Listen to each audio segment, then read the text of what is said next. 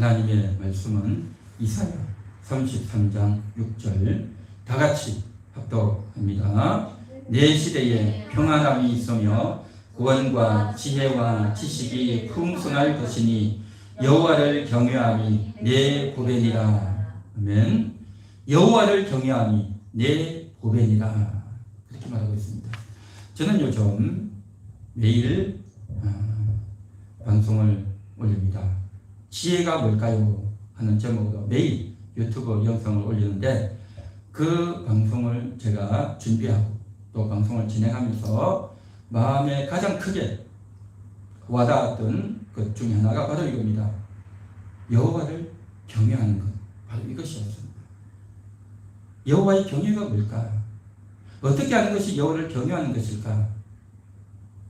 끊임없이 여호와를 경외하는, 정말로 여호와를 경외하는 그러한 인생이 되기를 원한다. 내가 먼저 여호와를 경외하는 인생 되고, 또 우리 함께하는 교회 성도들이 정말 여호와를 경외하는 그러한 한 분 한 분 되면 좋겠다 하는 마음이 너무 간절하고, 또 그런 마음이 너무 가득하겠습니다. 그래서 오늘 또 성경을 보니까 여호와를 경외함이 내 보배니라, 그렇게 말씀하고 있습니다. 보배, 보배라고 하는 것은 보석이죠. 가치가 있는 것이죠. 우리가 집에서 사용하고 있는 그릇 같은 것, 신발 같은 것, 장갑 같은 것, 숟가락, 젓가락 같은 것 필요하고 쓰죠. 그런데 그런 것을 보배다라고는 말하지 않죠. 우리가 금을 산다든지 진주를 산다든지 남들이 많이 갖고 있지 않는 아주 값비싼 그러한 것들이 있으면 보배다라고 말을 하죠. 사람마다 자기가 귀중하게 여기는 보배가 있어요. 어떤 사람은 건강이 보배, 어떤 사람은 잘생긴 얼굴이 보배, 어떤 사람은 자기가 좋은 학교를 나온 것이 보배, 어떤 사람은 남들이 알지 못하는 비밀 정보를 가지고 있는 것이 보배, 어떤 사람은 돈을 많이 버는 것이 보배, 어떤 사람은 남이 갖고 있지 않은 특별한 기술을 갖고 있는 것이 보배. 이와 같이 사람들은 남들이 없는 자기만 가진, 남들보다 훨씬 더 대단한 그러한 것을 가지고 있을 때 자기가 가장 아끼는 것을 가리켜서 보배다, 그렇게 말하는 거죠. 보배. 이와 같이 사람에게는 보배가 있습니다.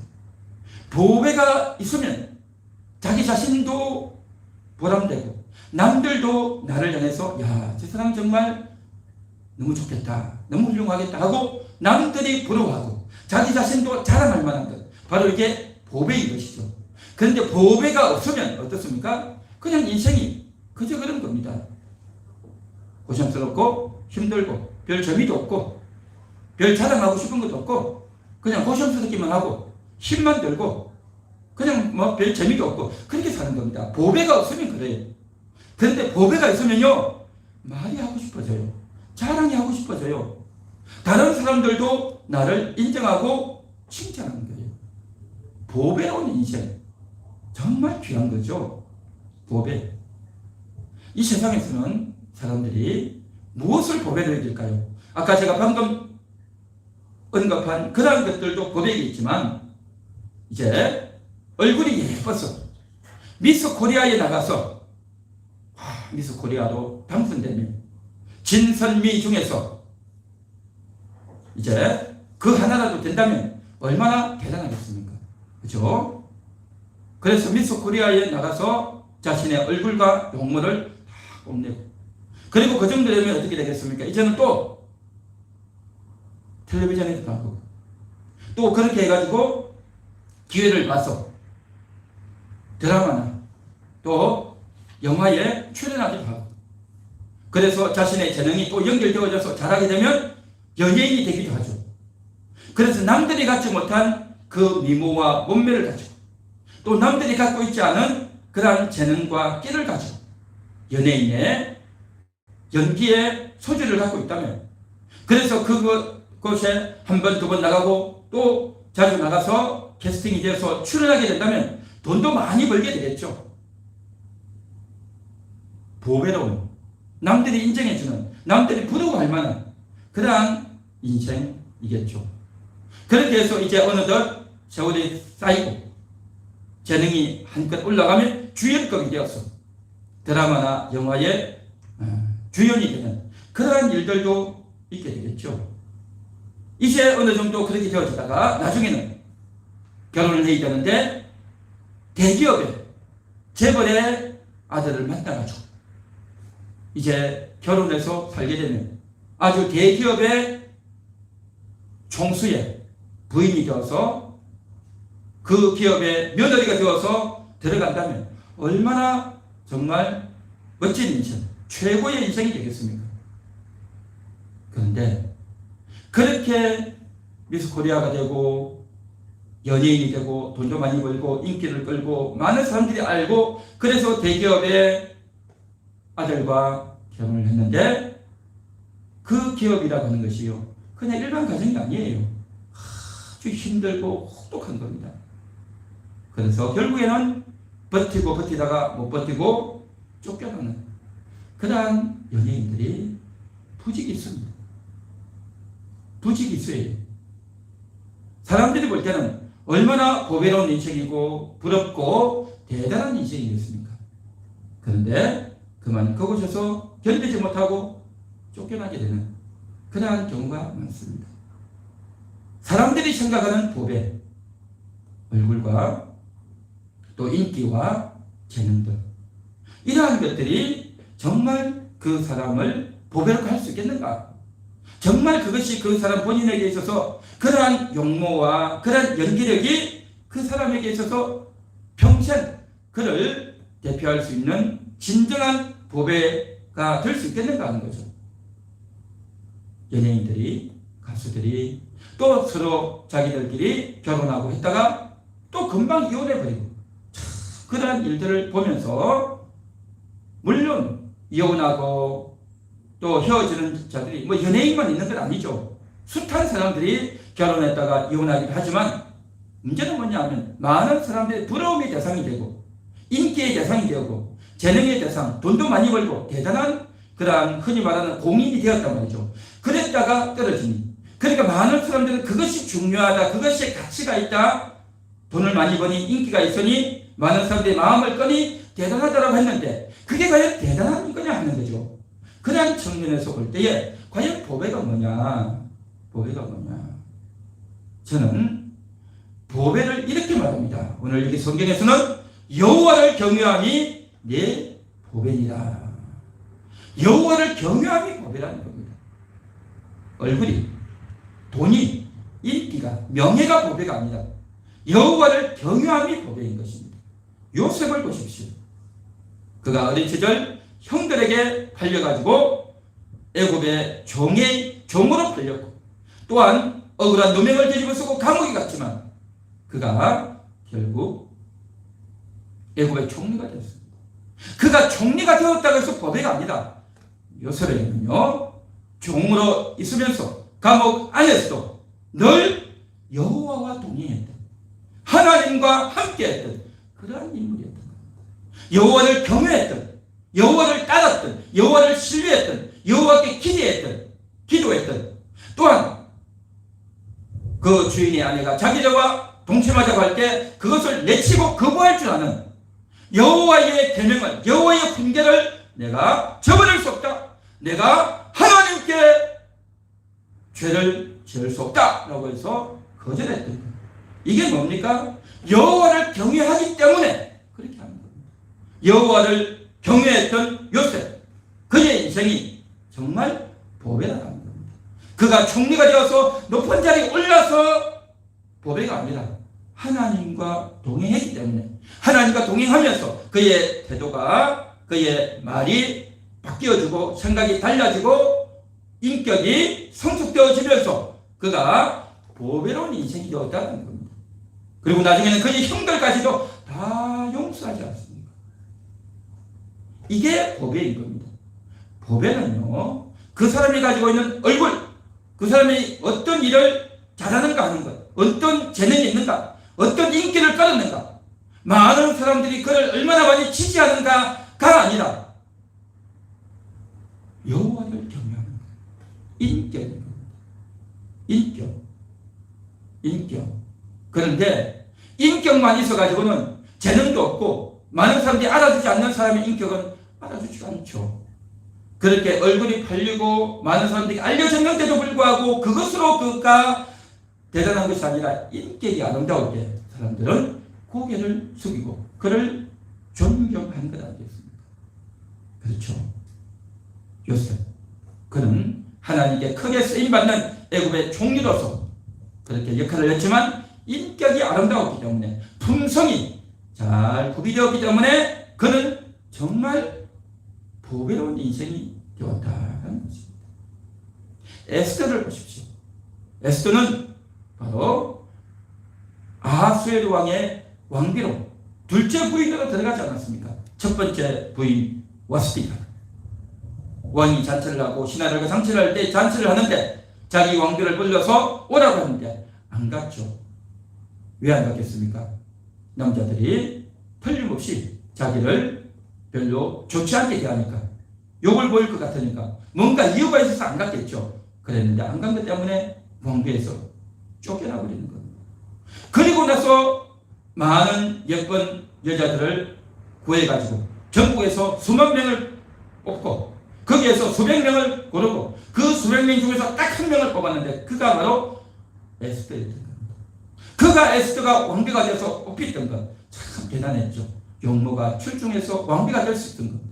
얼마나 최고의 그런 영광이고 자랑이겠습니까? 그런데 에스더가 왕비가 되었다고 하는 것이 보배로운 인생이 아니다. 그가 왕비가 되고 난 이후에 자신의 민족 이스라엘 민족이 멸망을 당하기 직전에 왕에게 나아가서 이 사실을 알리고 대적 하만이 무슨 음모를 꾸미고 유대인들을 다 죽이려고 하는 것을 알고 왕에게 이야기하는 겁니다. 그런데 왕에게 함부로 나아갈 수가 없는 거예요. 왕이 왕비를 불러야만 갈 수 있는 그러한 바로 나라의 법이었던 겁니다. 부르는데 가지 않아도 왕비로서 쫓겨나고 왕이 오라고 하지 않았는데 가도 그는 죄를 짓는 거였어요. 그러니까 왕비는 왕이 오라고 하면 가야 되는, 왕이 오라고 불러야만 가야 되는 그러한 상태였던 겁니다. 그런데도 불구하고 에스더가 가는 겁니다.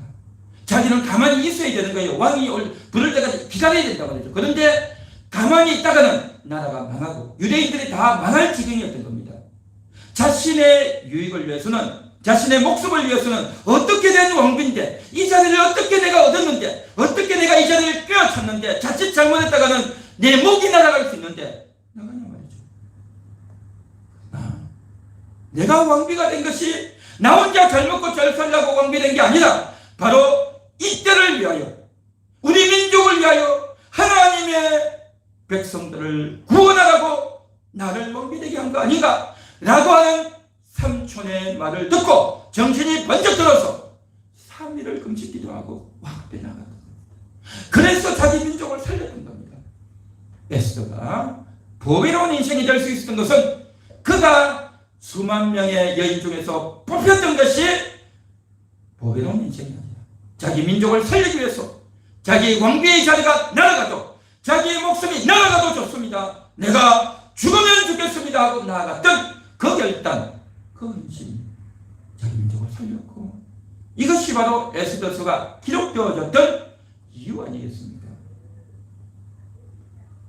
인기 있고 얼굴 잘생기고 또 남들보다 대단한 실력과 재능을 가진 것이 중요한 것이 아니라 하나님의 백성들을 위해서 자기의 한 목숨을 내려놓았던 이러한 에스더 같은 인생, 이게 바로 뭡니까? 여호와를 경외하는 거죠. 여호와를 경외하고 하나님의 백성들을 우선시하는, 자기 목숨보다 하나님의 백성들을 우선시했던 그 중요한 사건 앞에서 당당히 자기 목숨을 내어놨던 겁니다. 그렇게 내어놨는데 도리어 자기가 죽지 않고 살았던 것이죠. 그렇습니다. 여호와를 경외하는 것, 이것이 바로 보배로운 인생이 되는 줄 믿습니다. 우리 다 같이 한번 따라해 볼까요? 여호와를 경외합니다. 여호와를 경외합니다. 그것이 여러분의 보배입니다. 여호와를 경외하기 때문에 내가 이 말을 반드시 해야 되겠다. 여호와를 경외해야 하기 때문에 내가 이것은 절대 할 수 없다. 그때 사정과 상황에 따라서 하나님을 경외하는 마음과 중심 때문에 내가 행동을 한다면 그것은 참으로 중요한 결정이고 인생이다라는 거죠. 사람들은 그 사람이 얼마나 똑똑하고 잘생기고 인기 있고 또 많은 사람들의 지지와 환호와 박수를 받는가, 그걸 가지고 보배다, 가치 있다라고 하지만 그렇지 않습니다. 하나님이 알아주지 않으면 아무 소용이 없죠. 자, 여호와를 경외함이 내 보배니라라고 했습니다. 경외한다. 여러분, 경외가 뭘까요? 저는 이 경외라고 하는 단어에 대해서 끊임없이 묵상합니다. 경외가 뭘까? 경외가 뭘까? 경외. 성경에는 내 부모를 공경하라, 여호와를 공경하라 라고 하는 말씀도 있죠. 또 우리가 일반적으로 쓰는 말 중에 상대방을 존중한다, 존경한다 라는 말도 있죠. 자, 성경에서는 기본적으로 내 부모를 공경하라, 윗 어른들을 공경하라 라고 했습니다. 공경하라는 말의 개념이 뭘까요? 공경한다. 우리가 공경해야 될 대상은 학교의 선생님들 공경해야 되죠. 그리고 직장의 상사들 공경해야 됩니다. 그렇죠? 부모에 대해서도 공경해야 됩니다. 자, 여기서 말하는 공경이라는 개념은 이렇게 이해하면 좀 더 쉽습니다. 어린아이가 있는데 막 뛰어다녀요. 아무거나 만져요. 그런 아이들에게 그 난로에는 손대면 안 돼. 선풍기가 돌아가는데 그 선풍기 안에다가 아이들이 손을 넣으면 안 되잖아요. 거기 손 넣으면 안 돼. 그리고 아이들이 막 계단에서 막 뛰니까 계단에서 뛰면 안 돼, 위험해 라고 이야기를 하죠. 왜냐하면 아이들은 아직 잘 모르기 때문에, 아직 그것의 위험성을 모르기 때문에 주의를 주는 거죠. 그죠? 차가울 줄 모르니 항상 천천히 좌우를 살펴서 걷느라 라고 이야기하죠. 그렇죠? 여름이라고 덥다고 무조건 차가운 음식 너무 많이 먹으면 안 돼 라고 이야기하죠. 너무 당연한 말이죠. 그죠? 너무 당연한 말인데 이와 같이 이 당연한 말을 알려주는 이게 바로 공경이라는 겁니다. 부모를 공경하고 스승을 공경하고 직장 상사를 공경하고 윗 어른을 공경하라. 왜냐? 그게 질서라는 겁니다. 어린아이들이 철도 없이 어른인지 아닌지도 모르고 존댓말을 쓰지도 않고 함부로 대하면 그건 뭡니까? 안 되는 거죠. 그래서 인간관계를 하는 방법 붙어서 어른을 공경하는 것들을 어릴 때부터 훈련시키고, 특별히 부모에 대해서 공경하는 태도, 또 스승에 대해서 공경하는 태도, 그거 해야 되는 거죠. 직장을 다니는데 직장 상사에 대해서 공경해야 됩니다. 공경 안 하면 어떻게 하겠어요? 일을 시키는데 그 일하는 방식이 짜증스러운 말투로 나를 이렇게 힘들게 한다, 귀찮게 나를 힘들게 한다, 업무 외의 것을 가지고 나를 너무 힘들게 한다, 저 말이야 상사 싫어 라고 대놓고 말할 수 있습니까? 말 못하죠. 그렇죠. 왜냐하면 월급 주는 사람이기 때문에. 자기가 그 직장을 다니려면, 그 학교를 다니려면 자기가 있는 곳에서 자기보다 높은 상사에게 당연히 공경해야 되는 겁니다. 그게 바로 질서라는 겁니다.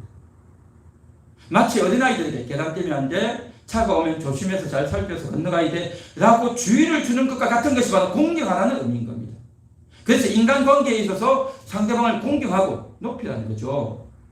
그런데 하나님께서 이런 말씀을 안 해줬으면 어떻게 되겠습니까? 이러한 법칙도 없이, 이러한 율법도 없이 그냥 위아래도 없이 마구 살면 이 세상이 얼마나 엉망이 되고 무질서가 되겠습니까? 동남아시아 어떤 나라에 가면요, 사거리에 가는데 신호등도 없어요. 오른쪽 가고 왼쪽 가고 막 복잡해요. 그러면요 굉장히 어려워요. 굉장히 힘들어요. 신호등을 지켜서 차가 한쪽씩 조금씩 신호에 따라 가야 조금 급하지만 질서가 유지되어지고 안전하게 다닐 수 있고 다치지 않고 조심하게 되는 거죠. 질서라는 것이 이와 같은 겁니다. 인간관계의 질서도 마찬가지죠. 그래서 하나님께서 내신 것이 뭐냐? 공경하는 거예요. 부모를 공경하는 것은 부모가 잘나서가 아니라, 부모가 옳아서가 아니라, 부모가 내 마음에 들어서가 아니라, 내 마음에 안 들어도, 내 기분이 안 맞아도 공경 공경해야 됩니다. 그래서 부모를 공경하라. 윗상사를 공경하라. 어른을 공경하라는 것은 그 사람이 잘해서 맞아서가 아닌 겁니다. 그게 질서이기 때문인 거죠. 무더운 여름에 내 아이스크림 두 개 먹고 싶은데 왜 두 개 못 먹게? 아이의 건강을 위해서 조심시키는 거 아니겠습니까? 이와 같이 그 사람의 몸과 상황과 어려움이 예측되니 조심하고 주의하라는 의미로 공경하라. 군대에서도 마찬가지죠. 상관에게 복종하고 굴복해야 되는 거죠. 그런데 내 상관이 내보다 나이도 어리고 그리고 내 그 상관이 시키는 게 내 마음이 안 들고 기분이 나쁠 수가 있어요. 그래도 공경해야 되는 겁니다. 이와 같이 공경은 뭐냐 하면 내 마음에 안 내켜도 해야 되는 겁니다. 질서이기 때문에 해야 되는 겁니다. 그러한 질서가 유지가 되어져야 사회가 이루어지고 그렇게 해야 가정이 이루어지고 된단 말이죠. 이게 바로 공경하라는 겁니다. 그래서 하나님께도 공경하라는 거죠. 하나님을 모르니 하나님이 어떤 분인지 모르니 하나님에 대해서 함부로 한단 말이죠. 하나님께 대해서 공경하라는 말이 뭡니까? 하나님 말씀 잘 들으라는 거죠. 하나님이 왜 그런 말씀을 하시는지 잘 모르지만 어쨌든 계명을 주고 계명을 지키라고 하니 10계명을 지키라고 하니 예 알겠습니다. 지키는 거예요. 주의 뜻을 따르라 하니까 따르는 겁니다. 그게 바로 뭡니까? 공경인 거예요. 왜 해야 되는지는 몰라요. 어쨌든 하라니까 하는 겁니다. 그게 공경인 거예요. 이유도 모르고 의미도 모르지만 일단 시키니까 시키는 대로 하는 거죠. 이게 바로 공경이에요. 그런데 그렇게 공경하고 살다가 보면 나중에 깨닫게 되는 겁니다. 우리 아버지가 또 상대방이 정말 훌륭하구나. 저분의 인격이 저렇게 아름답구나. 그걸 알게 되는 겁니다. 하나씩 알게 되어지는 겁니다. 이게 바로 뭐냐? 바로 존경하는 마음이 되는 겁니다. 존경하는 마음. 처음에는 공경하는 겁니다. 공경을 배우는 겁니다. 고개 숙이는 걸 배우고 또 내 마음에 안 들어도 그분의 말을 듣고 따르는 걸 배우는 겁니다. 이것은요 어릴 때부터 훈련이 되어야 돼요. 어릴 때부터 훈련이 되어져서 고개를 숙이는 방법이 이루어져야 돼요. 그런데 이런 훈련이 안 되면 예의가 없죠. 공경을 모르는 거죠. 자기 마음대로 하는 거죠. 그런 자들이 나중에 어떻게 되냐? 조폭 같은 인생이 되는 거죠. 그래서 내보다 나이가 많아도 윗 어른이라도 자기가 주먹이 시면 내가 최고인 거예요. 그냥 조폭에서는 뭡니까? 나이가 많다고 형님이 아니라 싸워서 이기면 형님이 되는 거예요. 그렇죠. 조폭은 그렇죠. 그런데 성경은 철저하게 질서를 지키고 공경하라. 하나님에 대해서도 공경하라. 라고 말하는 거죠. 그렇게 하다가 이제 나중에는 마음에 감동이 와요. 깨닫게 되어지는 겁니다. 내가 철없이 그냥 교회 가는 거구나. 11조 하는 거구나. 하나님 말씀대로 사는 거구나. 그렇게 알다가 나중에 알고 보니까 이게 정말 대단하구나. 그렇게 해야 되는 거구나. 를 알게 되고 깨닫게 되는 겁니다. 그때부터 마음이 동하는 겁니다. 존경하는 마음이 생기는 겁니다. 처음에는 의미도 뜻도 모르고 무조건 공경하고 고개 숙이다가 나중에는 존경하게 되는 겁니다. 그러면 그 사람이 얼마나 대단한지 얼마나 탁월한지 나중에야 알게 된다는 거죠. 존경하는 거죠. 그래서 참 이 공경이라는 개념과 존경이라는 단어를 우리가 생각해 보면 이렇게 차이가 난다는 겁니다. 일반적으로는 상대방을 공경하죠. 그 사람이 나이가 많으면 공경하죠. 또 그 사람이 실력이 있으면 공경합니다. 그 사람이 좋은 일을 많이 하고 업적을 많이 남기면 공경하죠. 그래서 가수들을 공경하잖아요. 가수의 사진 붙여놓고 핸드폰에도 붙여놓고 그 가수 노래 막 부르고 하잖아요. 그 공경하는 거예요. 좋아하는 거잖아요. 그래서 그 가수에 관심이 있고 그 연예인에 관심이 있고 그 스포츠 스타에 관심이 있고 그를 좋아하는 거잖아요. 관심이 있죠. 그 공경하는 거예요. 내가 공경한다는 말만 안 해서 그렇지. 이와 같이 이 세상에는 많은 영웅과 위인들이 많이 있습니다. 그의 말이, 그의 업적이, 그의 재능이 탁월하기 때문에 공감이 가기 때문에 공경하죠. 그런데 그 사람들의 품성을 보면 참 안타까울 때가 많습니다. 저는 어려서부터 에디슨이라고 하는 인물 제가 들었습니다. 여러분 들어보셨죠? 에디슨 바로 발명의 왕이다라고 했죠. 에디슨이 낸 특허만 해도 1000개 이상 된다고 하는데 그가 만들었던 중요한 발명품 중에 하나가 바로 뭐냐면 백열전구입니다. 옛날 어릴 때 보면 동그란 전구 나왔죠. 그 백열 전구가 나중에는 형광등이 되고 지금은 LED 등으로 이렇게 나와 있지만 제일 처음에 백열 전구를 만들었죠. 그런데 그 백열 전구를 처음 만든 사람이 에디슨이다 라고 우리가 그렇게 알고 있는데 사실은요 에디슨이 아니고 바로 스완이라고 하는 사람이 만든 거였어요. 스완이라고 하는 사람이 자기가 그것을 개발해서 논문에다가 실어놨는데 그 논문을 보고 그 아이디어를 설득해서 만든 게 바로 누구냐? 에디슨이에요. 이건 사실로 밝혀져 있는 내용입니다. 그리고 나중에 스완이라고 하는 사람이 에디슨을 너 그럴 수 있느냐? 내 걸 훔쳐가서 너 그렇게 너가 했다고 할 수 있느냐? 라고 이야기하고 그런 소문이 나니까 오히려 에디슨이 그 스완을 어떻게 하냐면 고소를 한 거예요. 고소를. 내가 만들었는데 저 스완이 말이야 거짓말하고 있다. 그렇게 도리어 이야기하면서 고소를 한 거예요. 그래서 재판에까지 갔습니다. 근데 재판에 가가지고 누가 이겼느냐? 에디슨이 쳤어요. 다시 말해서 에디슨이 제일 처음 그 아이디어를 만들고 개발한 게 아니다. 스완이라는 사람이 만든 건데 에디슨이 도용해서 훔친 거예요. 이게. 참 끔찍하죠. 그러고 나서 재판에서 패소하고 나서 이제 에디슨이 나중에는 스완을 찾아와가지고 억지로 이제는 화해를 하는 겁니다. 억지로 화해를 해가지고 서로 합작하자. 그래서 최초 개발은 스완이 있고 그걸 개발한 걸 가지고 또 조금 더 발전시키고 또 조금 공장에서 만들어가지고 하는 건 그건 또 에디슨 또 좀 잘했던 것 같아요. 그래가지고 결국 합작하자고 하고 화해한다 그러고 잘못했다 하니까 또 이렇게 됐나 봐요. 그런데 또 나중에 또 문제가 생긴 거죠. 그러니까 에디슨이 순수하게 자기가 모든 것을 다 개발하고 발전한 게 아니라 남이 했던 것들을 많이 훔쳐서 한 경우가 많아요. 스완이라고 하는 사람의 교류 전구도 백열 전구도 마찬가지고 또 테슬라라고 하는 사람이 만든 교류 전기, 직류 전기라는 게 있는데 이걸 또 기술을 또 훔쳐요. 에디슨이. 그래가지고 또 서로 이제 훔쳤다 그러고 싸우다 보니까 또 마피아를 동원해서 협박하고 그런 그 끔찍한 일들이 많이 있습니다. 진흙탕 싸움이죠. 그래서 우리는 보통 보면 남의 것을 훔치면, 남의 돈을 훔치면, 남의 물건을 훔치면 도둑이다 라고 하잖아요. 그런데 정말 이 기술을 개발하는 사람은요, 기술을 훔치는 게 도둑이에요. 물건은 그 값이 얼마 안 나가요. 그런데 기술은 훨씬 더 값이 많이 나간단 말이죠.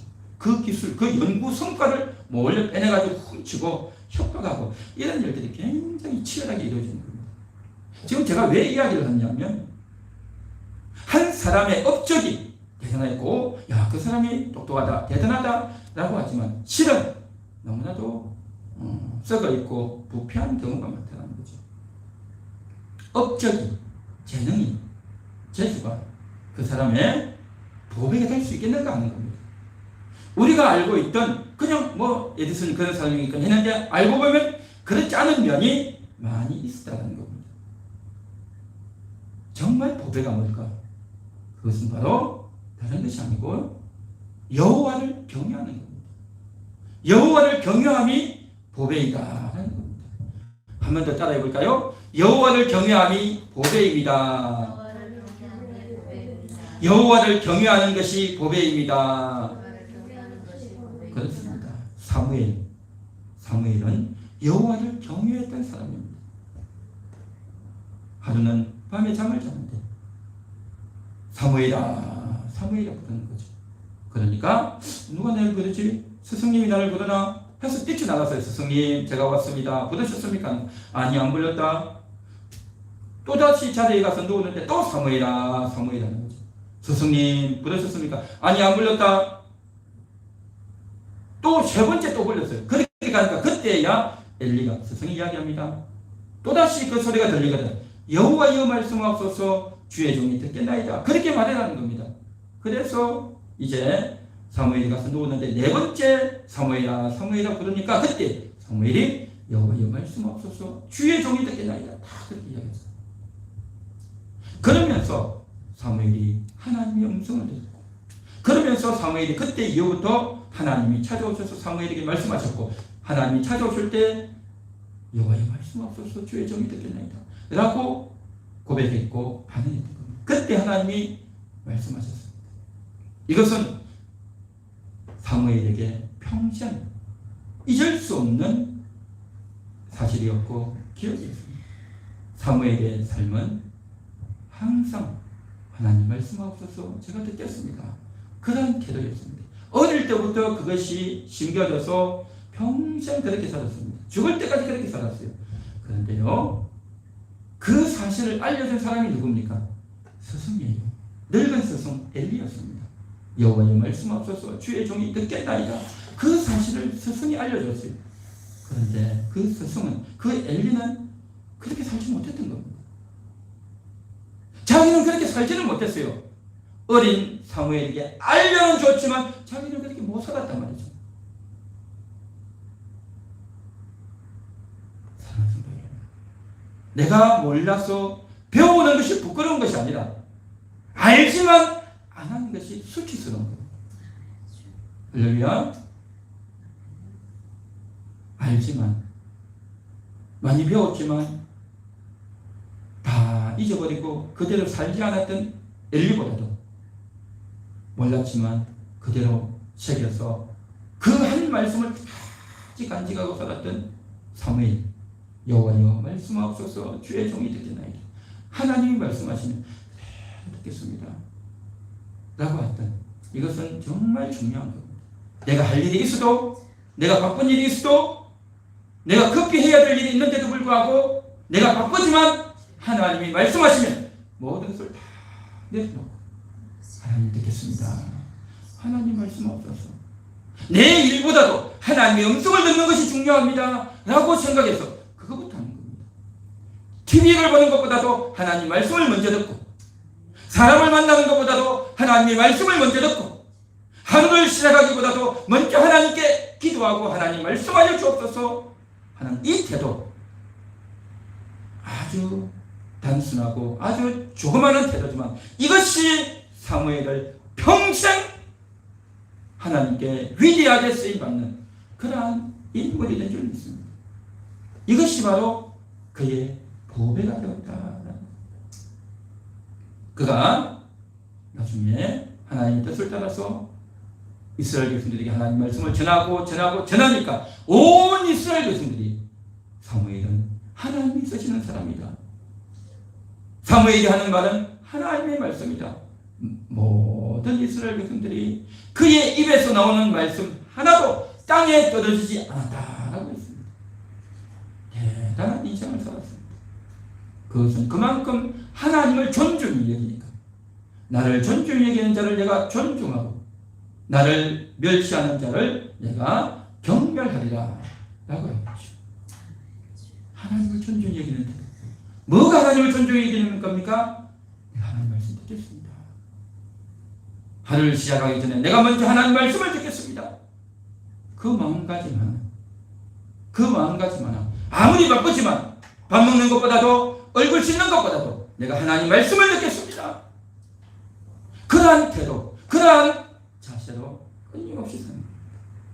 그렇게 살고 혹시라도 내가 잊었다면 내가 차를 타고 가면서 또 내가 일을 하면서 하나님, 오늘도 하나님 맡깁니다. 하나님께 의탁합니다.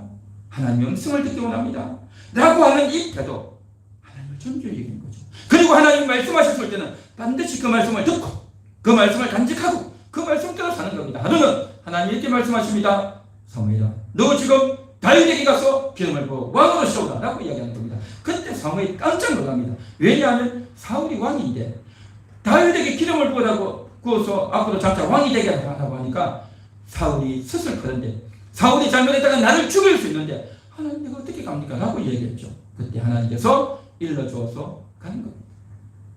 목숨 걸고 가서 기름 부었던 겁니다. 사울 임금이 하나님께 불순종할 때 왕 앞에서 큰 소리를 치며 왕에게 호통을 치는 겁니다. 야, 여러분 생각해 보십시오. 어떻게 선지자가 왕에게 호통을 칠 수 있습니까? 목숨 내놓고 가는 겁니다. 하나님 말씀이기 때문에 똑똑히 왕이 들으시오. 왕은 하나님의 말씀을 어겼어 라고 큰 소리치고 왕을 책망하고 왕을 꾸짖을 수 있었던 것. 자칫 잘못하면 목숨 날아갈 수 있어요. 여호와를 경외하기 때문에 그는 그렇게 할 수 있었던 겁니다.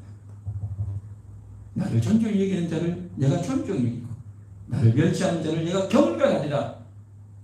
사무엘이 그렇게 언급하면서 하나님의 말씀을 전했던 겁니다. 여호와를 경외하는 그러한 여러분 되시기를 축원합니다. 축원합니다. 어떻게 하는 것이 여호와를 경외하는 걸까? 지금 이야기했죠? 해보십시오. 가장 작은 것, 가장 사소한 것부터 그렇게 하는 겁니다. 오늘 성경 말씀을 우리 다 같이 한 번만 더 읽어보겠습니다.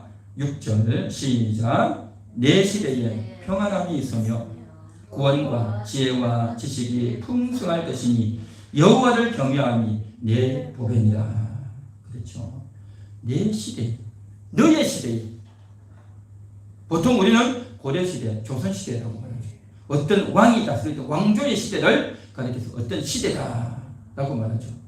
그런데 오늘 여기 성경에서는 너의 시대에 평안함, 구원이, 지혜와 지식이 풍성할 것이라는 거죠. 너의 시대. 어떤 시대? 여호와를 경외하는 자의 시대. 여호와를 경외하는 너의 시대가 구원이 넘치고 평안이 넘치고 지혜가 넘치고 지식이 풍성할 것이다. 얼마나 아름다운 시대. 그래서 보배롭게 된다는 겁니다. 그래서 보배로운 겁니다. 사람이 알아주는 돈을 많이 버는 인기를 끄는 많은 사람들에게 인정과 칭찬과 박수를 받는 그래서 보배가 아니라 구원이 임하고 하나님이 주시는 구원이 하나님이 주시는 지혜가 하나님이 주시는 지식이 하나님이 주시는 평안함이 넘치기 때문에 그게 바로 정말 놀라운 꽃피는 인생이 꽃피고 많은 사람이 영향을 미치고 자기가 행복하고 많은 사람들도 인정하는 그러한 시대. 정말 이 축복된 시대 아닙니까? 바로 보배로운 시대. 보배로운 시대다라는 거죠. 여러분 사울을 보십시오. 사울은 왕이었죠. 사울은 왕이어서 자신의 권세가 높고 지위가 높고 그래서 왕으로서 권력이 있고 그래서 군대를 동원하고 그 군대를 동원해서 내 마음에 안 드는 저 다윗을 잡아라. 다윗을 당장 잡아들여라. 다윗을 잡으러 다니잖아요. 자신의 군대를 동원해서 자신의 권력을 가지고 큰 소리 치고 그렇게 살죠. 사울의 시대 그는 자신의 인기와 명예를 가지고 그렇게 했던 이것 바로 사울의 인생이었습니다. 그에 비해서 다윗은 어떻습니까? 도망다니면서도 하나님께 기도하면서 하나님 위로를 받았던 처음에는 두렵고 긴장했지만 그러나 나중에 하나님께 기도하면서 하나님이 주시는 위로와 평안함이 있습니다. 많은 사람들이 다윗을 잡아 죽이려고 또 다윗을 고소하려고 했지만 그럼에도 불구하고 다윗은 잡히지 않고 오히려 구원함을 얻었던 겁니다. 전쟁에 나갈 때도 내가 당장 싸워야 될지 기다려야 될지 왼쪽으로 접근해야 될지 오른쪽으로 접근해야 될지 빙 뚫려가야 될지 그때마다 하나님이 지혜를 주셨던 겁니다. 지혜를 주셨어요.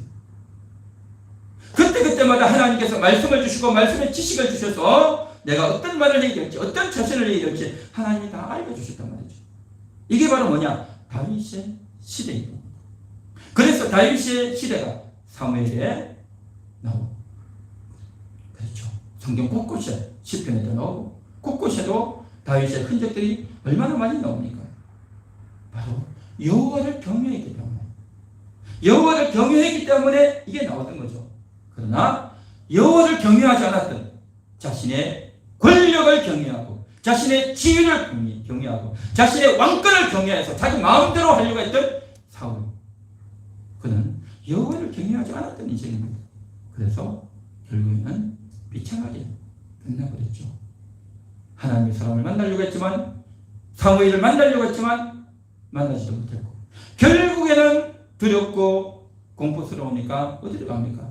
무당을 찾아가잖아요. 접신녀를 찾아가서 물어보는 겁니다. 비참하게 끝나는 거죠. 그래서 여호와를 경외하는 평생 여호와를 경외하는 그러한 사무엘 그 사무엘을 본받아서 어린 다윗이 여호와를 경외하는 그러한 자로 세워졌다는 겁니다. 여호와를 경외한다고 합니다. 정말 우리의 중심이 되고 여러분의 인생이 되고 여러분의 삶의 태도가 되고 오늘 당장부터 여호와를 경외하는, 구체적으로 여호와를 경외하는, 집중적으로 여호와를 경외하는 그런 여러분 되시기를 축원합니다. 축원합니다. 이 경외의 뜻, 바로 처음에는 공경에서 시작한다고 했죠. 하나님 하라고 하니까, 말씀을 읽으라고 하니까, 성경을 읽으라고 하니까 하는 거예요. 그냥 힘들지만 바쁘지만 귀찮지만 하는 거예요. 읽으라고 하니까 하는 거예요. 그냥 읽으라고 하니까 하는데 하다 보니까 이게 너무 좋은 거예요. 바쁘고 힘들지만 하라고 하니까 해보다 보니까 깨달아지는 거예요. 감동이 오는 거예요. 힘이 오는 거예요. 그러면서 이제 하나님을 존경하면서 그 말씀이 나에게 힘이 되고 능력이 되어지는 거예요. 이게. 그래서 처음에는 하나님을 공경하다가 하라고 하니까 억지로라도 어쩔 수 없이라도 하지만 하고 나니까 대단한 거예요. 하고 나니까 내 생각을 넘어서는 겁니다. 내가 생각지 못했던 은혜와 깨달음이 있단 말이죠. 그러면서 하나님을 존경합니다. 존경. 그런데 하나님에 대해서는 존경이라는 표현보다는 경외라는 표현을 쓰는 겁니다. 그래서 하나님께 경외하는, 하나님께 매달리게 되는, 내가 하나님 말씀이 없이는 내가 살 수가 없습니다. 하나님 말씀이 없으면, 하나님이 도와주지 않으면 나는 절망입니다. 나는 죽을 수밖에 없습니다. 주여 나를 도와주옵소서. 주의 말씀이 없으면 나는 오늘도 절망입니다. 살려주세요. 그런 마음으로 한편으로는 간절히 매달리고, 그렇게 되지 못하면 내가 너무 망할 것 같아서 두려운 마음에 붙든, 이게 바로 경외라는 거죠. 한편으로는 하나님을 존경하고 사랑해서 매달리지만 한편으로는 그것이 없으면 나는 망한다, 나는 큰일 난다. 그러는 이 두 가지 마음, 공경하는 마음과 두려워하는 마음을 가지고 하나님께로 달려가는 거죠. 이러한 경외함, 경외의 뜻을 알고 경외의 진수를 맛보는 그러한 저와 여러분 되시길 바랍니다. 할렐루야. 여호와를 경외하는 것이 복입니다. 여호와를 그렇게 경외하다 보면 하나씩 깨달아지고 알아지고 내가 생각도 못했던 내 인식의 한계를 넘어서는 전혀 다른 세계가, 신세계가 펼쳐지는 겁니다. 영화에서 나오는 그 희한한 신세계, 말도 안 되는 신세계 말고 바로 하나님으로 말미암은 신세계, 영적인 세계가 보여지고 깨달아질 겁니다. 우리 함께하는 교회 성도님 여러분에게 이런 큰 은혜가, 여러분의 시대가 구원이 펼쳐지고 평안함이 펼쳐지고 지혜가 펼쳐지고 지식이 펼쳐지는 풍성게 되는 그러한 여러분의 시대가, 보배로운 시대가 될 줄 믿습니다. 할렐루야. 우리 다 같이 오늘도 말씀 주신 하나님께 감사하며 그렇게 살 수 있도록 간구하며 우리 다 같이 통성으로 기도하도록 하겠습니다. 하나님 아버지 감사합니다. 하나님 아버지 감사합니다.